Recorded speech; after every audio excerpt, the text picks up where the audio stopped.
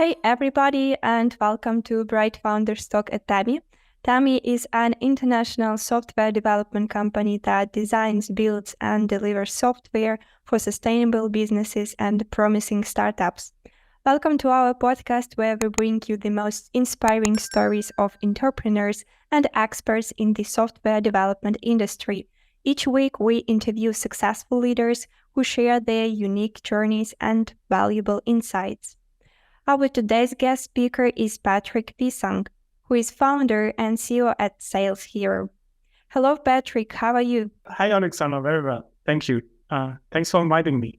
That's cool. Thank you that you made time to join us because I believe that entrepreneur's life is full of challenges and upcoming tasks. So thank you that you find time to join us. Before we just start talking about your company, I will give some short introduction to our audience. What is Sales Hero? So Sales Hero trains and coaches sales engineers with a sharp focus on creative methodologies for approaching opportunities, discovery, qualification, and mindset. And I wanted to give this short introduction because my first question will be some kind of creative for you. So if Sales Hero had a theme song, what would it be and why? A song, interesting. So I like Depeche Mode. I don't know why, but I like to synthesize a song, and they have one song called "Enjoy the Silence," right? And and I like this a lot because it transports this like I think progress is kind of silence or invisible in some way, right? You can't really feel it, only maybe after a certain time has progressed, right? So whenever you want to learn something new, you just have to do, right? So, and you need to enjoy like doing it, or more in a Zen way, like chop the wood and carry the water, right? You have to do. So I think this song transports it quite well. Also the emotion, the feeling I have when I hear it. So yeah, maybe enjoy the silence. And how did that song capture the essence of your company and the work you do with sales engineers? Yeah, exactly that. A steady progress. So when I work with sales engineering teams, we don't work in a 3 days like workshop where you cram everything in the head, like and at the end you're empowered, or you feel like energetic, but also confused, and you forget very quickly. So it's a rather long-term thinking. So in month and meeting weekly, having one-to-ones, right? And yeah, in that sense, it's silent because it's added to your week, and you don't really feel it. You get used to it, right? So it's not like a huge disturbance, a huge noise, like once in every year, right? So 3 days you go on this kind of training, and bam, you get everything. You have forgotten it in 2 weeks past time after this, right? But rather, we include it smoothly, and then, right, piece by piece, we add knowledge in that sense. Yeah. Nice. And continuing these kind of creative questions, at the founder and CEO of Sales Hero, what superpower do you think every successful sales engineer should possess? How does that superpower help them actually excel in their role? I think sales engineers have super brains. So literally, because they cover so many aspects of a company's life, right? So they make sure the product is sold, but they also understand how the product works. They know what marketing is. They're exposed to sales, right? They are exposed to product development, like strategizing, planning, roadmaps, all those kind of things. So they're really super humans. They have a super brain, super understanding of the market, the customer, the product, right? And yeah, that's why I believe sales engineering is actually a career on top of a career. So you should have been in software development. Maybe you have been an architect, a software architect somewhere, right? Work with a customer as a consultant in some way. So you should have seen the mechanics, the workings, and then you go into this role, right? So, and you're super exposed. I don't know. There was a film like Super Cop with, oh gosh, what was the name? I forgot it, but it's something like this. You create this superpower that nobody else has because you have been exposed to a lot of different things. Great. Super brain. We will remind this. So in the beginning of our interview, I will already give a short introduction about your company, but I believe that it would be nice that you will give also from your side like some kind of explanation what Sales Hero is about. Can you tell us more about Sales Hero and its mission to train and coach sales engineers using creative methodologies? Yeah, of course.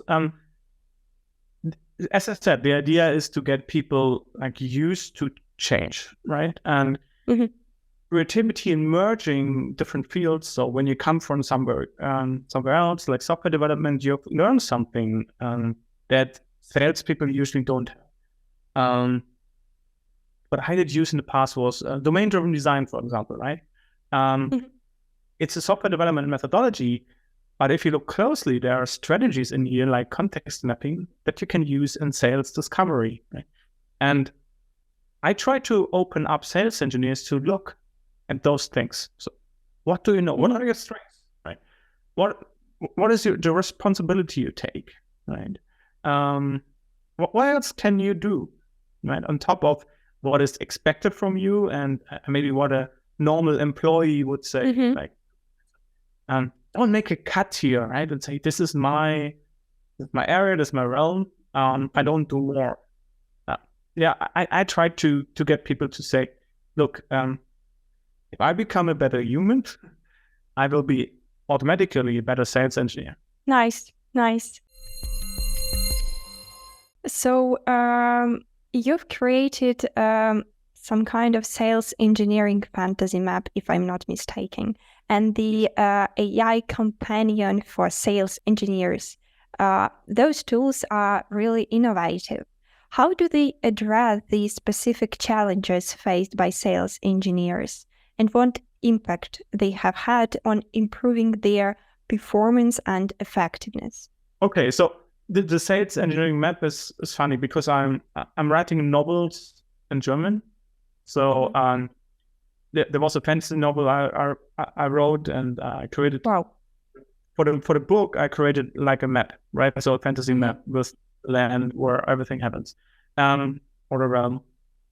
And the same evening, I prepared a presentation for a pre-sales webinar where I tried to put on the applications that were developed in the pre-sales area and put them on a cycle, right? So somehow, I don't know how it happened, but I remember my thought that this stuff should be on a map, right? So this technical stuff should go there. So again, it comes from merging ideas. And how this helps today, I get a lot of feedback from people who actually research pre-sales software and what they should buy. So they use the map and look, okay, what's also on there? What's also in this area? And the AI companion is massively helpful. I also start using this in the trainings, like how do I create prompts for my tasks? And so ChatGPT prompts very specifically. And that's helpful because it takes sometimes 30 minutes, 1 hour to actually develop a good prompt. So, and this is where the AI companion helps because I generated a lot of prompts specifically for tasks, which is desk research, might be discovery, might be role-playing, or learning sales, asking the right questions, doing objection handling. Everything can be done with ChatGPT in a very creative way. I even use this as a writer sometimes for my world building, right? If I have no insight into something like quantum mechanics, right? I know a bit, but I'm not a physics prof, right? So I ask it, what is potentially possible, right? And this gives a lot of clues and ideas. And in the same way, you can do world building as a sales engineer, right? By asking, hey, what other way to address this? Maybe there's a metaphor or something I could use for my next pitch. And so I don't say like, this is, I don't know, this is middleware, enterprise service bus software, but this might be a donkey, right? Or a mule. So I've worked for MuleSoft. So it's very, so you know what I mean? So you can get very creative. And this AI guide specifically helps you to save a lot of time and build up a library of your own prompts that you can use in your daily work. And you've said in the beginning that you didn't know why, but you had that feeling that it will be right, for example, to do this in the map. Do you usually have this feeling inside you that you just feel that it will be right to do this in your business, growing your business, or you need just to find some kind of proof inside yourself? I'm fighting over this with my coach also. So I have a coach also, and she always says, so if you focus on something, it will happen. And yes, generally I agree, but I think there's happening more, especially when you look at creativity. It's consistency and serendipity. Those two things lead to creativity. So if I want to be creative, I need to do the same task over and over. So if you want to write a book, you have to write daily, right? Mm-hmm. And by writing daily, you get more creative. Why? Because serendipity kicks in. You're thinking about a topic and then something happens in life. And you think, that correlates. Cool. I mean, I can use this, right? So, and things go on in the same way it happened with this map, right? So serendipity happened. It's like if I wouldn't have written the book, I wouldn't have worked on the map. I never would have gotten the idea to also work on the verbs into presets. And this is something I try to get people to do in the training, because we also have an overarching theme that I do on my core training is the end result should be an 8-minute pitch of your solution of how you've never pitched it before. And in order to do that, they are assigned to a book, special books. Maybe one of my favorites is the biography of Arnold Schwarzenegger. Mm-hmm. Okay, and amazing pitches came out of there. Because people got inspired by Arnold's thinking, which you wouldn't have before. So they thought a pretty cool way to actually address the software, in a way that you wouldn't expect. One example is Arnold writes in his book that he had in Munich, he founded a gym when he was young, right? So, and it was an underground gym. And on the other side of the street, there was a VIP gym. Right. Mm-hmm. So, and still, like the core bodybuilders came to him, right? Why? Not because of the rusty weights or the old room with no windows. No, because Arnold knew nutrition, right? He cared about the people. He knew exactly what exercises were the right ones to do. So even smaller shops, maybe like you, if you say we are also more like a startup, right? We are not like huge with loads of developers. No, but we know exactly what you need and we care for that. So I like this analogy a lot, right? So this VIP shop, very big, tiny, right? But you're a bit alone. But then this smaller thing, and those are things, those are, mindset shifts that you can make and then take this on. And that's just an idea what we do there. So you've already mentioned your book. The name is The Social Sales Engineer, and you delve into the intersection of sales and engineering, emphasizing the importance of building relationships and leveraging social media. And I'm really interested in this last part, building relationships and leveraging social media. Why is it important? Yeah, that's a big point, I think. So first, what I think is not important is building a huge followership, right? So like, I'm a superstar, right? And everybody cheers at me, right? So that's not the point.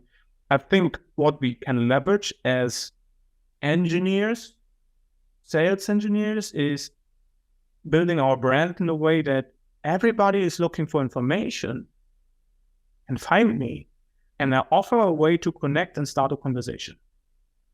I don't know if you notice. So if you go on LinkedIn, you maybe you know somebody, right? And you find this person interesting and you would love to ask, hey, can you mentor me, for example? Or do you have an idea on that and that, because I know you're an expert. And this person has no posts at all. So the experience section is not filled. There's no like information about them. It's tough to write a message because you can't use the hook, right? Mm-hmm. But if somebody has written a post, for example, it's enough if you have 1 or 2 posts like written with your thought about your domain. I can start, hey, Alexander, I love your thoughts about this and that. Yeah, can I pick your brain on that topic? Right, and you offer me something to connect, and I think that's the power of social. So this is how you can build a network. Yes, you can reach out. That's the first thing. Most people feel uncomfortable writing to people they don't know and asking to connect. That's one thing. We can work on this steadily, piece by piece. That's also what I do. So I have also training called the 3 Diamonds, which exactly goes in that direction. So if you want to build a brand, I can work with you, right? And solve those things. Like there was a German comedian who said, you shouldn't believe what you think, right? So at least not all the time, right? Don't believe what you think. And but with social media, it's crazy. Like I don't go on this other person's profile, right? And they have seen I visited it, and then I didn't connect. No, I don't. So I rather don't visit the profile, right? So that's of course not. That's just something in our mind, right? That's completely not true. There's nothing wrong with this. Yeah, and you don't connect. Or what will my colleagues say, right? So if I start posting now, maybe colleagues think I would switch my job, or I don't know. So whatever. So that there are those crazy things that appear. Yeah. Networking, yes, as you said, is really important and nowadays, and some kind of peer-to-peer teaching. And as a coach, I believe that you've had a lot of learners. So what is the most important lesson you learned from someone during this path, being a coach?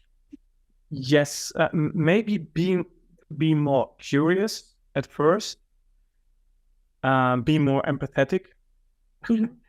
So I have students that start with me, and they are more empathetic to me than I to them. So I had to upgrade their, like, I think I made a bigger journey there.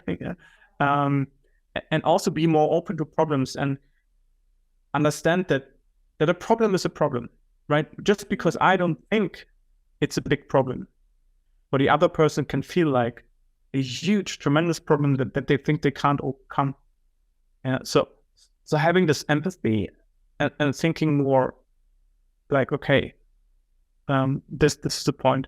And over the time, actually, it's very specific. There's something, sales engineers often work with account executives. And over the last 4 years, I really changed my perspective on how this teamwork should work. Because, my students convinced me, or I saw these very successful students that worked in a very specific way. And I now believe, even looking back, that I was wrong. I built up a mental picture, a mental image that was wrong. And I somehow corrected it. And I think that in itself is a strength, right? Correcting or daring to have a different opinion than maybe half a year ago, because you have more facts, or you know it better, right? Or there's proof that you were right. Yeah. So you are operating in the software development sphere. We all know it's not a secret that this sphere is known for its rapid changes and advancements.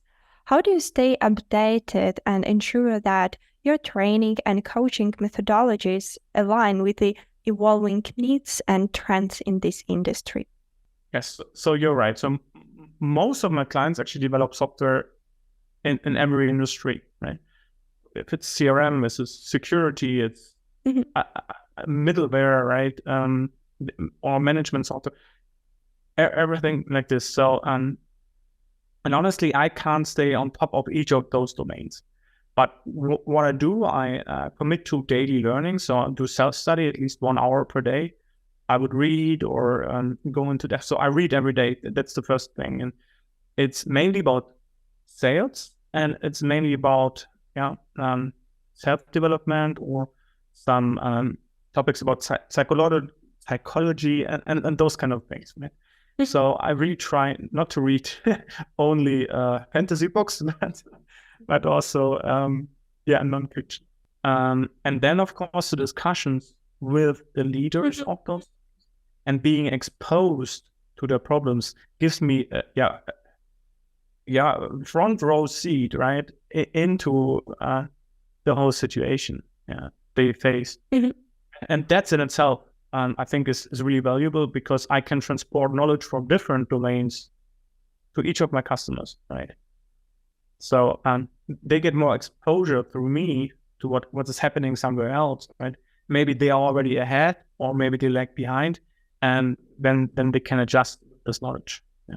So sales hero, as you said earlier, and also I've give the introduction in the beginning, we can say that you motivate and empower those experts to become a leader, let's say.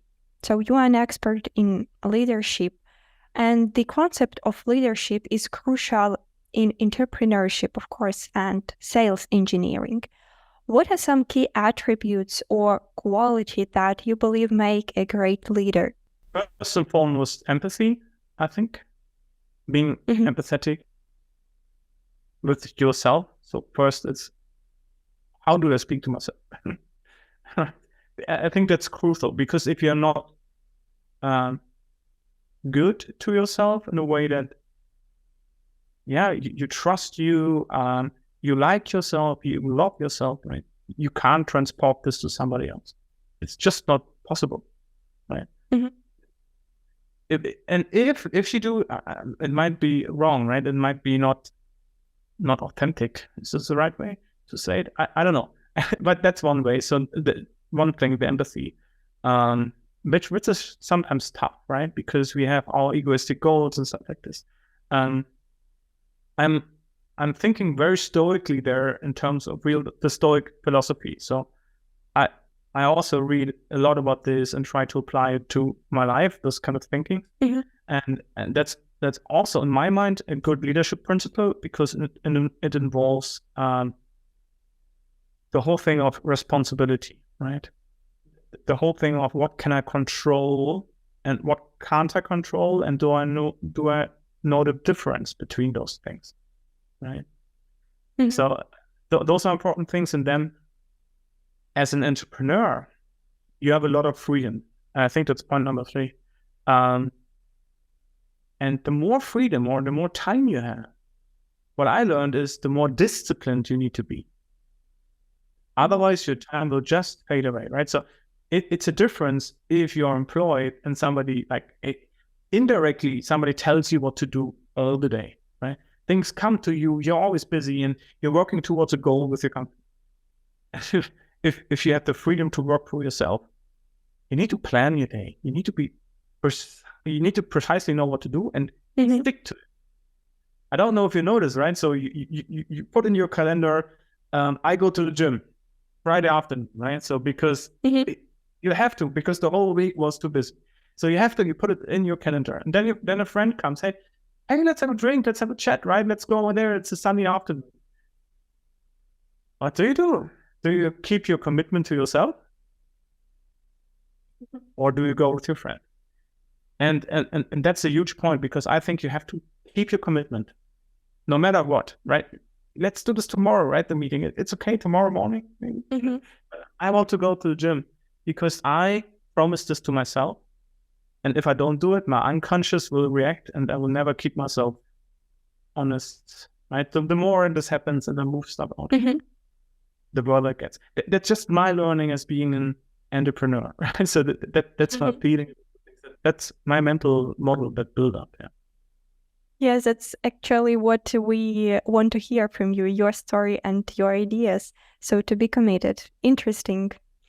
And continuing this question, I want to hear from you with your experience and expertise. What advice would you give to individuals who are considering a career in sales engineering or are already in the field and want to elevate their skills and impact? Okay, so that's interesting because I co-founded with Josh from Ikuto, very great guy. Ikuto is a pre-sales recruitment agency.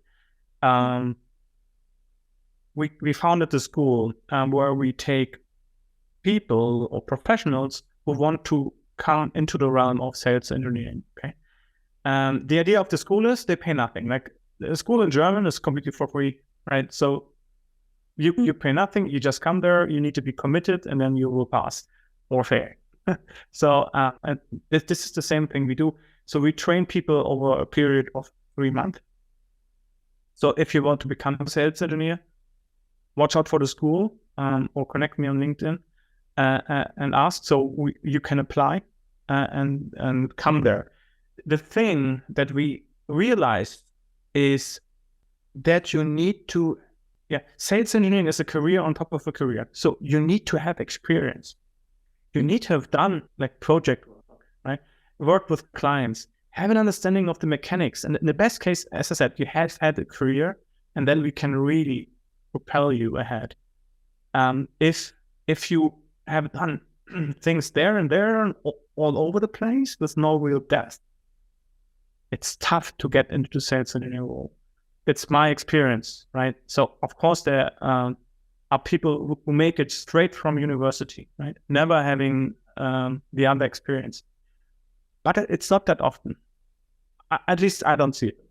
Right? So if you want to come to the school, it would be great if you had a career. So then this is most likely to succeed. And if you want to propel your skills, right? So talk to me. I work with sales engineering teams the whole week. So I'm there. Yes, thank you, Patrick. And yes, guys, if you need some kind of advice in this field, please contact Patrick on LinkedIn. And so actually, if I can, just wanted to bring in, I nearly forgot. There's a survival guide on Udemy. So I created a sales engineer survival guide because of the rough economic situation. It's very cheap. So Udemy, you never pay more than $10, I think, no matter what price I put it out there. And that's fine because I want people to feel better about their economic situation that they're in now, because a lot of sales engineers got laid off, right? And this is what I thought of last Christmas. It actually was Christmas that I had this idea to say, gosh, I need to do something for myself because I was afraid myself. Right? And what about my business? A lot of people get fired, and then I thought, yes, okay, but how can I help them not be fired? Right? So and that's why I created the Sales Engineer Survival Guide, which you can find on Udemy. Yes, sure. You can send out the link, and we will just also add it to our post on LinkedIn. It was a great opportunity and pleasure to meeting you and have a conversation with you. Thank you. I wish you and Sales Hero best of luck. Likewise. So you're so strong that's so cool. You will make it. Yeah. Thank you.